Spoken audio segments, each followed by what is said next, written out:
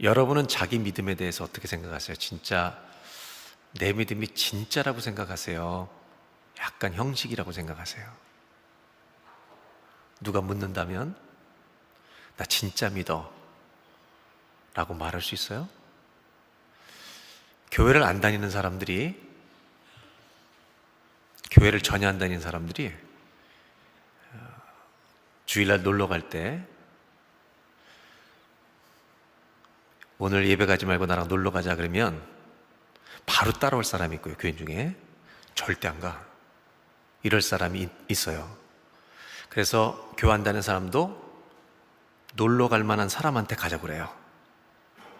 무슨 얘기냐면 교회를 전혀 안 다니는 사람이 진짜 잘 믿는 사람인지 대충 믿는 사람인지 구별할까요, 못할까요? 교회를 안 다니는 사람들이 해요, 못해요? 다 알아요. 옆 사람하고 인사하겠습니다. 우리는 들통났습니다. 다 안다고요. 하물며 하나님이 모르시겠습니까? 오늘 저는 여러분들과 예배에 대한 얘기를 좀 나누려고 합니다. 오늘 본문은 다윗이 왕이 된 다음에 너무 기뻐서 자기 인생을 지금까지 돌봐 주신 하나님의 임재를 상징하는 언약궤를 왕이 있는 시온성으로 모셔오는 이야기가 오늘 읽어주신 본문입니다. 그런데 사실 이 언약궤를 이동하는 이 과정은 첫 번째 이동이 아니라 두 번째 이동 과정을 오늘 읽은 겁니다. 첫 번째는 실패해버리고 맙니다.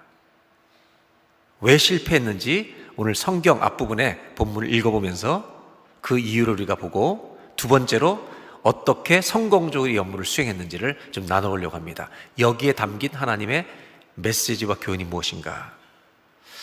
사울 왕 때는, 다윗 왕 이전에 사울 왕 때는 언약궤가 어디 있는지 관심도 없었습니다. 하나님에 대해서 관심이 전혀 없었습니다.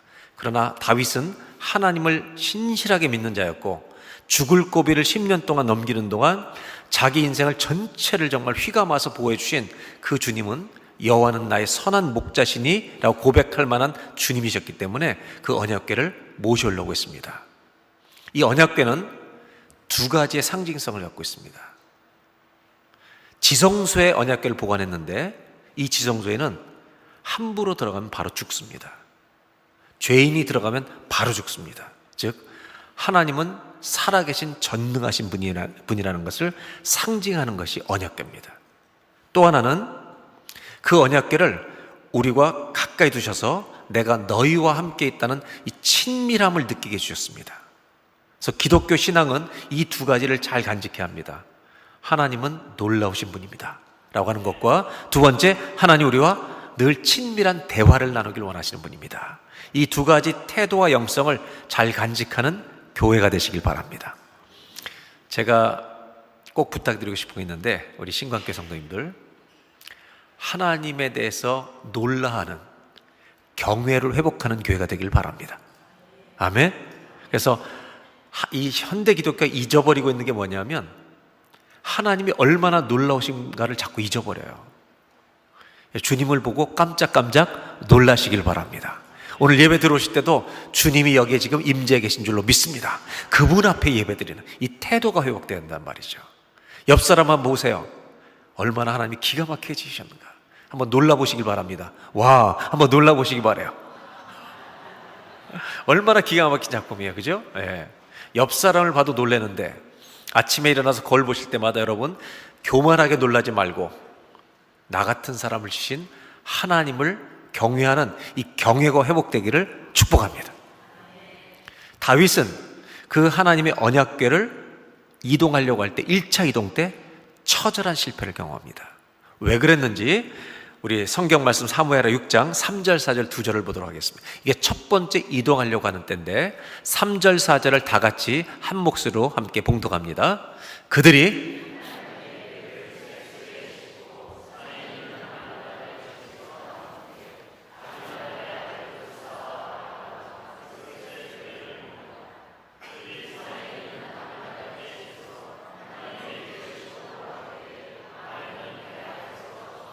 첫 번째 언약궤를 이동할 때는 어떻게 했냐면 아비나답이라는 사람, 즉 이 당시에 제사장이었을 것으로 추측합니다.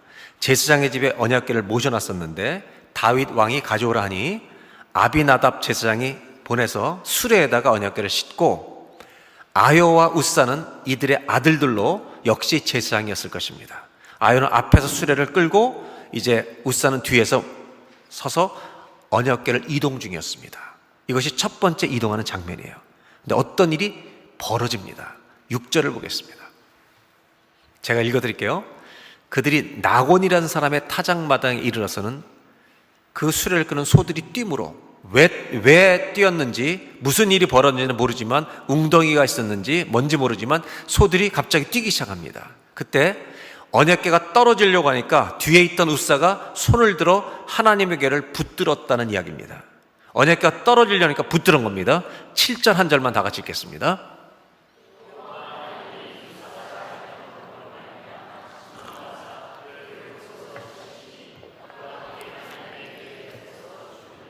우사가 언약궤를 잡으려고 했을 때 하나님이 우사가 잘못함으로 말미암아 진노하사 그를 그곳에 치시니 그가 거기 하나님의 궤 곁에서 죽었다고 말합니다. 우리는 이 구절을 읽으면서 이해할 수 없는 질문을 하게 됩니다.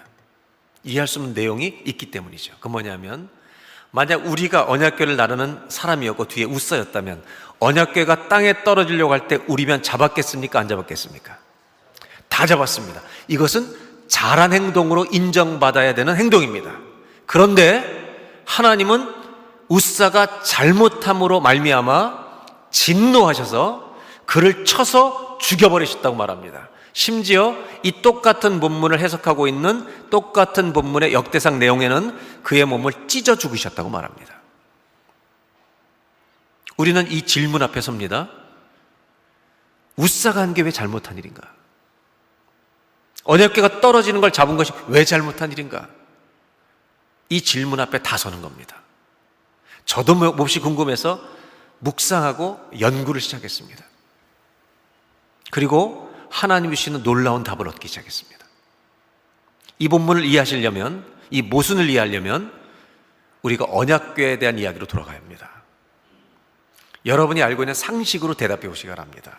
출애굽기 때 성막을 짓고 언약궤를 만드시고 하나님의 임재를 상징하는 것을 지성소에 늘 보관하게 하셨고, 그리고 이동을 할 때는 레위 지파 사람들이 다 거둬서 이동할 때 언약궤를 어떻게 날르라고 하나님께서 말씀하셨는지 여러분이 알고 있는 지식으로 대답해 보세요. 어떻게 언약궤를 나르라고 하셨습니까? 어깨에 메고 언약궤에 바가 달려서 나무를 쭉 꼽아서 제사장들, 레위 지파 사람들이 언약궤를 어깨에 메고 옮기도록 하셨습니다. 그 이유가 뭔지 아세요?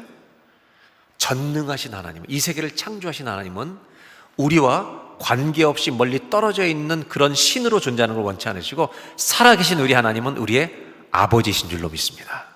우리와 친밀한 관계 속에서 어깨에 그분이 나와 함께 하시구나, 영적인 감각이 매일 살아있으면서 하나님과 대화하면서 살아가는 영적 친밀함 속에 주님과 우리가 관계 맺고 살기를 원하셨던 주님이시라는 겁니다. 아멘. 그래서 여러분, 이번 주 한 주간 동안도 이 예배를 통해서 다시 주님을 확실하게 우리의 주인으로 모시고, 이번 한 주간 동안 매일 문제가 있을 때마다, 아니 평상시에 주님과 기도하면서, 호흡처럼 기도하면서 친밀감을 누리는 승리하는 성도가 되시기를 주의 이름으로 축복합니다. 그게 혹시라도 멈춰있던 분들이 있다면 다시 시작하시면 돼요. 하나님 아버지, 오늘 내가 뭐 하기 원하십니까? 친밀하게 주님과 대화하는 친밀감을 회복하는 이 놀라운 영적 복을 빼앗기지 마시기를 주의 이름으로 축복합니다. 그런데 그렇게 나르라고 부탁하셨는데 첫 번째 나를 때는 어디에 실었어요? 수레에 싣고 왔다는 겁니다. 또 한 가지 질문해 볼게요.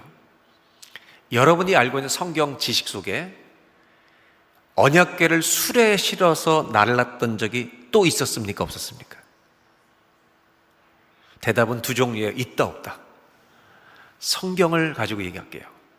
사무엘 하 6장을 읽고 있는데 사무엘상 4장으로 가면 타락한 엘리 제사장 시대에 그 제사장이 영적으로 어두워져 있을 때 두 아들은요, 하나님을 모르는 불량한 자라고, 아들들도 제사장인데 하나님을 모르는, 알지 못하는 불량한 자라고 말합니다.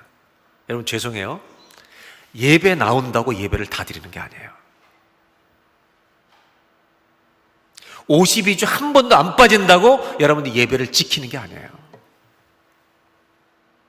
엘리의 두 아들들은 제사장 직분을 수행하는데 하나님을 알지 못하던 자였어요.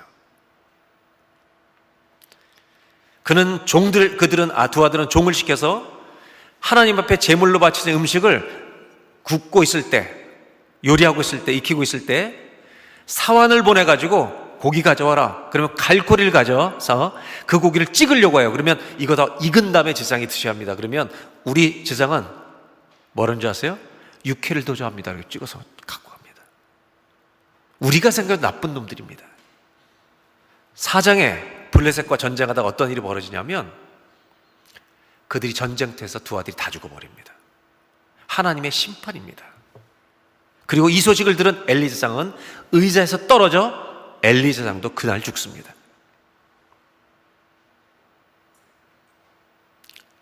하나님을 잘못 믿으면 죽는 것입니다. 그리고 이가봇, 하나님의 영광이 떠났다고. 왜? 언약궤를 블레셋 사람들에게 빼앗겨 버렸기 때문입니다. 이 블레셋 사람들도 참 미련한 놈들인 게 언약궤를 수호신처럼 여가지고 이것만 가지고 있으면 자기네가 전쟁에서 이길 줄 알았어요. 그래서 이거를, 언약궤를 뺏어서 자기네들이 섬기던 우상 다곤 신상 있는 신전에 언약궤를 딱 모셔놓습니다. 근데 그 다음날 아침에 그 우상 섬기는 사람들이 가봤더니 자기네 다곤 신상이 땅바닥에 엎드려 쓰러져 있는, 아무도 무너뜨리지 않았어요. 저절로 쓰러져 있는 겁니다. 신기하다. 다시 세워놓습니다. 그 다음날 아침에 또 들어갔더니 이번엔 넘어진 정도가 아니라 목이 잘리고 팔목이 다 잘린 거예요. 그래서 큰일 났다고 생각하는 겁니다. 여러분 잘 생각해 보세요. 다곤 신상이 허구한 날 왜 쓰러지는 겁니까? 이유를 아십니까? 하나님 앞에서는 어떤 우상도 설 수가 없는 것입니다. 진짜가 오면 가짜는 끝이 나는 것입니다. 그래서 이 우상을 섬기던 지도자들이 어떻게 결정하냐면, 우리가 여호와께서 진노하시는 것 같으니 한번 언약궤를 이스라엘 사람들에게 돌려보내자 하면서 수레를 만들어서 하나님이 누군지 잘 모르니까 자기들의 소유물처럼 여기고 그 수레에 실어서 한 번도 젖을 먹여보지 아니한, 어깨에 짐을, 수레를 메어보지 않은 어미소들을 불러서 이들을 싣고 수레에 언약궤를 싣고 이스라엘의 벳세메스로 보내는데, 만약에 다른 길로 가면 여호와께서 진노한 게 아니다, 벳세메스로 직접 끝까지 다 가면 하나님이 진노하신 것이다, 이렇게 해석을 한 겁니다. 그리고 보냈더니 이 소들이 직진으로 벳세메스까지 가는 겁니다. 그리고 거기서 이스라엘 사람들이 언약궤를 되찾고 이 소들을 하나님 앞에 번제물로 바치는 이야기가 나옵니다. 언약궤는 이스라엘의 군사력으로 찾은 게 아닙니다. 이스라엘 사람들의 영성으로 찾은 게 아닙니다. 주님이 돌려주신 것입니다. 우리의 믿음은 하나님이 이끌어 주실 줄로 믿습니다. 그렇게 해서 되찾은 겁니다. 자, 그러면 수레에 실어서 언약궤를 날랐던 방법은 어느 나라 사람들이 했던 거예요? 블레셋 사람들이 했던 방법이란 말입니다. 그러면 우사, 아요, 아비나답, 이 이스라엘 제사장들은 하나님을 섬기는 제사장들이었는데 하나님이 말씀하신 방법대로 신앙생활하는 게 아니라 이미 이방 종교의 형식이 온몸에 체득되어 있었다는 말입니다. 즉 하나님을 살아계신 하나님으로 대하는 게 아니라 소유물처럼 여겨서 내가 원하는 것을 구하면 응답받는 무슨 수호신처럼 여겼던 이 신앙생활이 하루가 아니라 수십 년이 흘렀다는 것을 의미하고 있습니다. 하나님은 종교 기술자가 되어버린, 하나님의 살아계심을 체험도 못하고 감각도 잃어버리고 매일 종교 행사만 거듭하는 종교 기술자가 되어버린 우사를 더 이상 보실 수가 없었습니다. 그를 죽여버리신 것입니다. 우리에게로 좀 더 쉽게 설명드리면 이렇게 이해하시면 돼요. 여러분들이 예수님 모시고 집에 가는데 예수님을 트렁크에 집어넣어 버린 겁니다. 그리고 뭐라고 하냐면 아무 소리도 하지 말고 축복이나 해달라는 겁니다. 교회 생활할 때, 신앙생활할 때 하나님이 나에게 복 주시면 기뻐하고 힘들게 하시면 하나님이 전능하시지 않다고 말하는, 이거는 주님을 우상화해버리는 겁니다. 기독교 신앙은 내가 건강해도 병들어도 부유하고 형통하든지 어려움을 당해도 기독교 신앙은 하나님을 따라 우리가 쫓아가는 것입니다. 맞습니까? 이 믿음에 서 있기를 바랍니다. 이것이 주님이 가르쳐 주신 신앙입니다. 그런데 웃사를 죽이신 하나님은 우리에게 뭘 보여주시냐?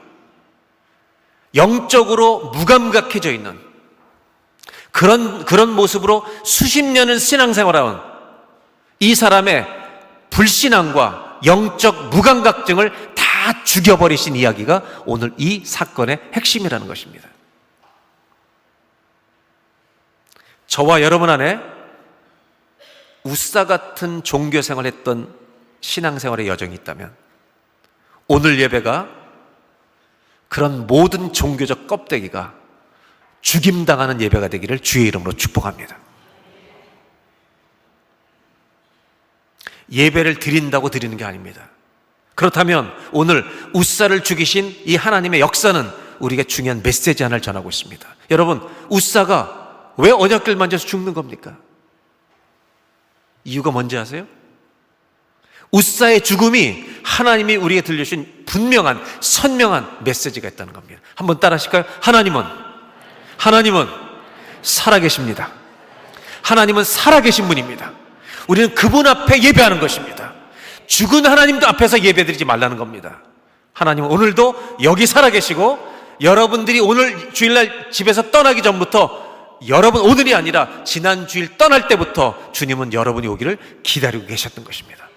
그래서 오늘 예배를 드릴 때마다 여러분 살아계신 주님 앞에 놀라면서 하나님은 살아계십니다, 믿음을 회복하는 저와 여러분 되시기를 주의 이름으로 축원합니다.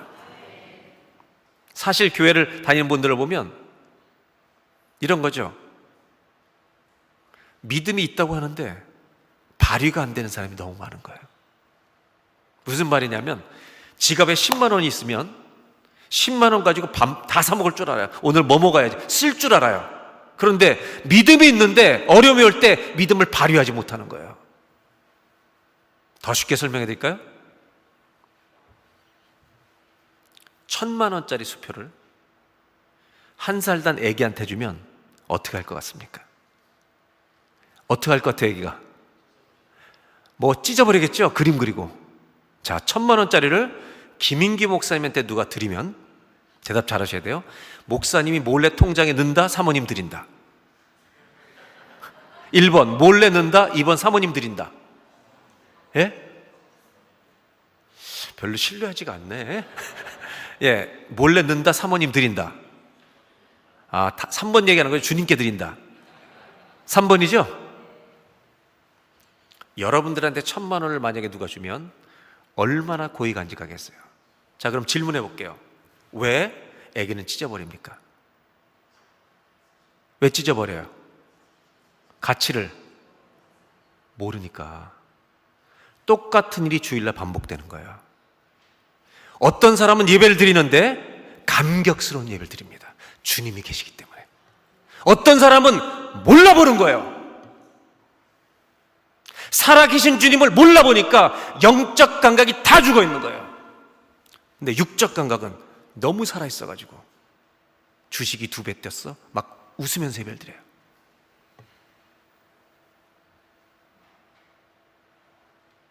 병이 하나도 없어, 건강해, 기뻐 뛰어요.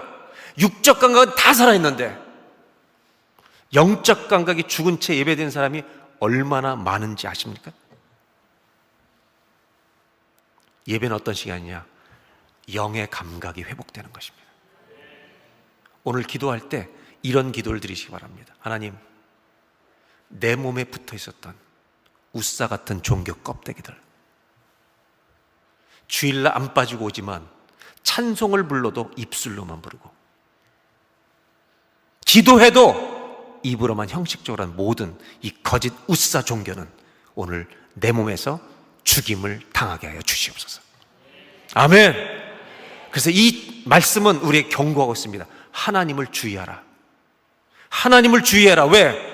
하나님 앞에 예배 시간에 어떤 이는 우사처럼 죽을 것이고 어떤 사람은 다윗처럼 춤추며 예배할 것이기 때문에 신광교회 예배가 우사 예배가 한 번도 없기를 주의 이름으로 축원합니다.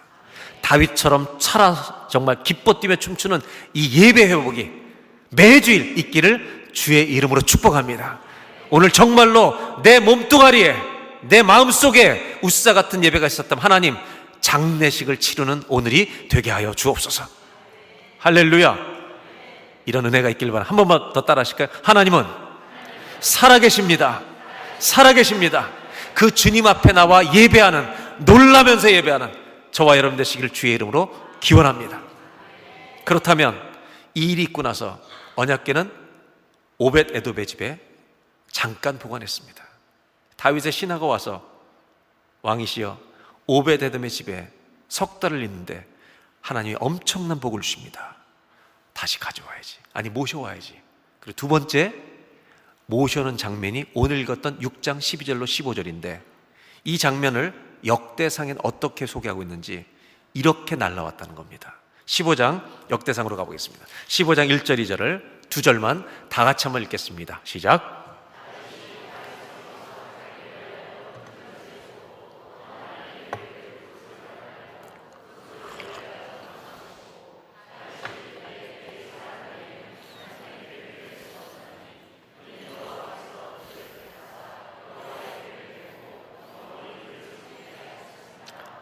이번에 어떻게 모셔오려고 해요?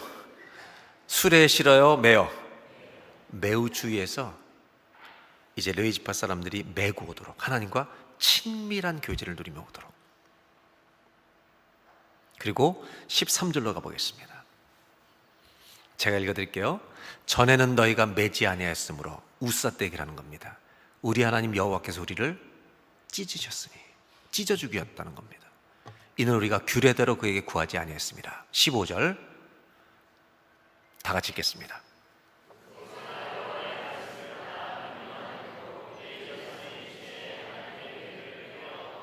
네, 이제 두 번째 사무엘하 아까 읽었던 6장 처음 읽으셨던 본문 언약궤를 레위 지파 사람들이 메고 오는데 여기서 다윗이 특별한 행동을 합니다. 뭐 하는지 아세요? 춤을 추기 시작합니다. 원래 춤은 기독교인들의 것이었습니다. 춤을 추는 겁니다. 그런데 속살이 비칠 정도로 너무 기뻐 춤을 추니까 나중에 아내 미갈에게 조롱을 당합니다. 어떻게 왕인 당신이 부하들 앞에서 그렇게 경거망동하게 춤을 추고 있냐고 막 뭐라고 나무랍니다. 다윗은 그때 이렇게 대답하죠. 나는 여호와 앞에서 뛰놀리라. 다윗은 춤을 춥니다. 저는요, 제 아내와 저는 전혀 춤을 못 춰요. 그래서 비밀인데 제 아내는 찬양을 너무 좋아하니까 제 아내가 얼마나 무서운 여자냐면 제 아내의 꿈이, 저를 향한 꿈이 제가 설교하다가 피토하고 죽는 게 저 아내의 꿈입니다. 저는 무서운 여자랑 살고 있습니다. 그랬더니 제 아내가 아니 피토하는 건 아니라고 그냥 설교하다가 쓰러지면 목사가 영광이 아니겠냐고 그러는 이런 무서운 여자랑 살고 있는데 제 아내가 찬양 틀어놓고 막 이렇게 뛰면서 이렇게 춤출 때가 있는데요. 춤을 우리 못 추니까 자기가 웨이브도 해보고 해봐요. 그래서 제가 이렇게 얘기합니다. 안 하시는 게 좋겠습니다. 근데 저는 정말 춤추면서 예배를 드리고 싶은데 안 돼요, 춤이. 그래서 저는 믿는 바가 있습니다. 제가 천국에서 부활한 몸으로 주님 앞에 설 때 계속 주님을 예배할 텐데 주님이 나에게 멋진 춤을 주실 줄로 저는 믿어요. 그때 천국에서 꼭 보시라고 저를. 어떻게 춤추는? 지금 못 추지만 다윗이 춤춘 이유가 뭔지 아세요? 왜 그렇게 기뻐 뛰는지 아세요? 이 춤이 메시지를 주고 있습니다. 이 춤이 언어입니다. 왕인데 춤을 추는 거예요. 아내가 왜 이렇게 경거망동하게 행동하냐고 욕을 할 만큼 기뻐서 춤을 추는 거예요. 이 춤이 언어예요. 말을 하고 있어요. 무슨 말을 하고 있는지 아세요? 이스라엘 백성들아 똑바로 들어라. 이 나라의 왕은 다윗, 내가 아니라 만군의 여호와 하나님이시다. 이분이 왕이시라고 선포하는 행위를 하고 있는 겁니다. 예배 시간은 뭔지 아세요? 우리의 왕은 하나님밖에 없습니다. 이것을 선포하는 것이 우리의 매주일 예배가 되기를 주의 이름으로 축복합니다. 그래서 다윗은 이 언약궤가 들어올 때 시편 24편에 언약궤를 메고 시온성에 들어올 때 부르던 노래라고 이 노래를 부른 것입니다. 1절부터 10절까지 다 읽지 않고 8절부터 10절까지만 제가 읽어드리도록 하겠습니다. 이것이 언약궤가 들어올 때 다윗이 불렀던 노래입니다. 영광의 왕이 누구시냐? 강하고 능한 여호와시여 전쟁에 능한 여호와시로다. 문들아 너희 머리를 들지어다. 영원한 문들아 들릴지어다. 영광의 왕이 들어가시리로다. 영광의 왕이 누구시냐? 만군의 여호와께서 곧 영광의 왕이시로다. 아멘. 아멘입니까? 여러분, 예배가 뭔지 아십니까? 유진 피터슨이라는 너무 훌륭한 신학자는 이렇게 말합니다. 예배는 중심을 잡는 행위다. 내 삶 속에 주인 행세하듯 왕노릇하는 모든 것들을 다 주변으로 밀어내고 하나님만이 왕이십니다 선포하는 시간이 예배 시간이라는 것입니다. 제가 목회해 보면서 신방 다니면서 사람들 만나면서 이런 걸 느껴요. 어느 집에 가면 자식이 왕이에요. 부모님들 똑바로 들으세요. 자식 잘 키우고 싶으면 자식을 왕 만들면 안 돼요. 주님이 왕이셔야 돼요. 암에 걸리잖아요? 병이 왕 노릇합니다. 병이 주인이에요. 꼼짝도 못해요. 돈이 없잖아요? 돈이 왕 노릇합니다. 대한민국의 수많은 사람들에게 성공이 왕 노릇하고 있습니다. 오늘날 진짜 왕이 뭔지 아세요? 사람들에게 내가 왕이에요. 내가. 예배는 뭔지 아세요? 내 인생의 왕 되었던 걸 다 밀어내는 겁니다. 우리의 왕은 주님 한 분밖에 없다. 아멘. 대한민국의 왕은 어느 누구도 아니에요. 어느 정치인도 아니에요. 우리 하나님이 왕이셔야 합니다. 그 나라가 가장 좋은 나라가 되는 겁니다. 전 세계의 왕은 이 땅을 지으신 하나님 한 분밖에 없는 줄로 믿습니다. 이 선포가 왜 그렇게 중요한지 아세요? 하나님은 왕이십니다 다 선포할 때 나를, 우리 가정을 힘들게 하고 왕노릇했던 모든 건강에 대한 두려움, 여러분 돈에 대한 두려움, 자식에 대한 두려움, 이 모든 걱정, 염려가 그 앞에 무릎을 꿇게 될 줄로 믿습니다. 그리고 하나님 왕이십니다 선포할 때 여러분 쓰러졌던 자들이 일어나는 거예요. 그 자리에서 믿음으로 일어나는 겁니다. 여러분 왕으로 선포할 때 어떤 일이 나세요? 오늘 예배 주님이 우리 가정의 왕으로 오심을 믿습니다. 이렇게 믿을 때 쓰러졌던 사람들 다 오늘 일어서는 주일 예배가 되시기를 주의 이름으로 축원합니다. 다윗의 춤이 갖고 있는 메시지가 뭔지 아세요 여러분? 한번 따라 하실까요? 하나님만이 우리의 왕이십니다. 아멘. 아멘. 아멘입니까? 시편 24편 8절로 10절을 위해서 한번 우리가 믿음으로 읽어보려고 그래요. 이걸 읽을 때 내 안에 나를 두렵게 하던 모든 왕노릇하던 것들 오늘 다 하나님, 만왕에 계신 하나님 앞에 무릎을 꿇을지어다. 이 믿음으로 한번 읽으시기 바랍니다. 8절로 10절 읽는데 어떻게 읽냐면 읽는 방법은 내 인생의 가장 큰 목소리로, 이 가장 큰 목소리가 뭔지 이해가 안 되는 아줌마들에게 알려줄게요. 남편을 야단칠 때보다 더 큰 목소리로 8절로 10절 다 같이 한번 읽는데 다 읽은 다음에 아멘을 몇 번 할까요? 한 번 해요? 세 번 해요? 세 번. 초대교회 성도들은 아멘 할 때 박수를 쳤습니다. 근데 우리는 아멘을 세 번 한 다음에 3초 동안 하나님 앞에 최고의 박수 올려드리는 거예요. 뭐라고 박수 치냐면 하나님 왕이십니다. 박수 칠 때 여러분 가정에 왕 노릇하던 것들 다 무너질지어다. 다 깨어질지어다. 주님이 왕이신 믿음이 회복되고 일어서는 놀라운 은혜가 있기를 바랍니다. 다 같이 한 8절로 10절 제일 큰 목소리로 세 번 다 읽고 세 번 아멘하고 3초 동안 박수와 영광 주 앞에 올려드립니다. 시작!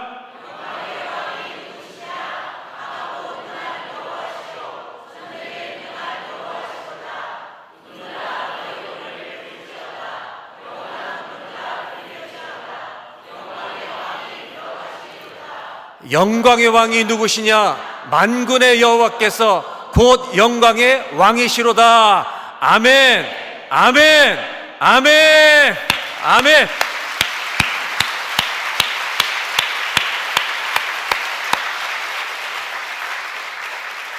진짜 아멘입니까? 진짜 아멘이에요. 어떤 문제가 여러분의 왕 노릇하려고 그래요, 집에서? 이제부터 그런 문제가 올 때마다 내가 만군의 여호와의 이름으로, 예수의 이름으로 명하노니 무릎을 꿇을지어다. 그게 믿음이에요, 여러분. 믿음이 있으면 발휘해야 될 거 아니에요. 왜 비실비실한 그리스도인이 되는 거예요? 세상 사람들은요, 교인들에게 이런 기대가 있어요. 우리랑은 달랐으면 좋겠다는 기대. 똑같이 돈이 왕이고 똑같이 욕심이 왕이고, 그럼 누가 교회를 오고 싶겠습니까? 한 번만 따라 하실까요? 하나님만이 왕이십니다. 아멘. 이 믿음의 고백을 통해 내 마음속에 있던 모든 왕 노릇하는 것들, 오늘 주님의 발 아래 다 무너질지어다. 아멘. 이것이 주일 예배예요. 이것이 우리가 드려야 될 예배입니다. 미갈은 그렇게 춤추고 오는 왕을 업신여깁니다. 내 아버지는 죽었는데, 사울은 죽었는데 왜 당신만 잘 돼? 이런 섭섭함들이 존재하는 겁니다. 미갈은 어떤 사람을 상징하는지 아세요? 냉소주의자들입니다. 하나님 앞에 삐진 사람들입니다. 거기서 나오는 길은 주님이 왕이십니다 하고 자기도 나와야 합니다. 배웠다고 하는 사람들 중에 지성주의의 교만, 왜 그렇게 뜨겁게 믿어? 이게 미갈입니다. 여러분, 미갈의 이 태도도 죽는 오늘이 되시길 바랍니다. 모든 예수 믿는 사람에게는 두 개의 문장이 있습니다. 진짜 예수를 믿으면 두 개의 문장이 공존해요. 이 문장이 다 있어요. 첫 번째, 한번 따라해 보실까요? 하나님 감사합니다. 있어요, 없어요? 이건 너무 살아있죠. 두 번째 문장이 있는데 이건 사람들이 말로 잘 안 합니다. 가슴 속에만 있어요. 속에 갖고 있어요. 뭔지 아세요? 하나님 섭섭합니다요.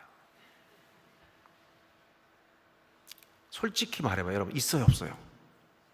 제 약점이 뭐 같아요? 처음 보니까 모르겠죠? 저는요, 나도 키 한번 컸으면 좋겠다는 생각을 했어요. 다 있어요. 근데 하나님이 저한테 가르쳐준 게 있어요. 사람이 염려함으로 키를 한 자나 더 할 수 없어요. 저는 주님이 지으신 완전한 작품이에요. 제가 10cm만 키가 컸으면 전 목회 안 했어요. 딴 길로 갔지. 김 목사님 키 커요? 안 커. 그러니까 목회하는 거예요. 키가 뭐 80 넘는데 목회한다. 그 인간도 다 부족한 게 하나씩 있는 거예요. 머리가 나쁘든지 있으니까 하는 거라보다. 그런데 잘 들어보세요. 하나님 감사합니다와 우리 안에 하나님 섭섭한 공존의 인간이기 때문에 이 사이에 들어가는 것을 뭐라는지 아세요? 이 사이에 영성이 존재하는 거예요. 섭섭한 이유가 많은 나를 끄집어 와서 하나님을 찬송하게 하는 것을 영성이라고 하는 거예요.